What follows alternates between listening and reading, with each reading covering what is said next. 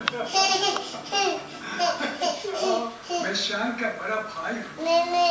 ज्यादा नहीं, सिर्फ 2 साल की। मेरी उम्र 20 साल की थी। श्याम रहा होगा 18 साल।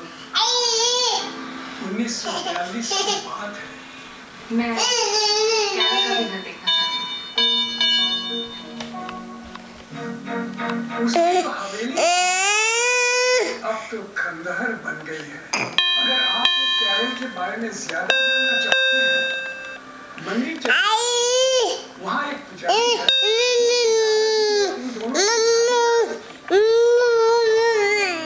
शायद वो आप लोगों की मदद कर सकेंगे।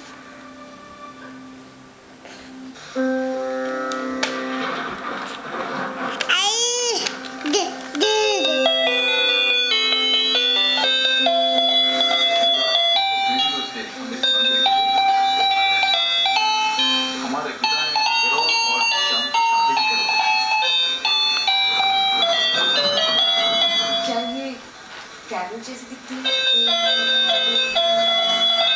मेरे पिता के जिंदा होते आपको एक बात बता देते हैं, क्योंकि मैंने तो उन लोगों को देखा तक भी नहीं, सिर्फ किस्से और कहानियां सुनी हैं कि उनकी ये शादी होती है।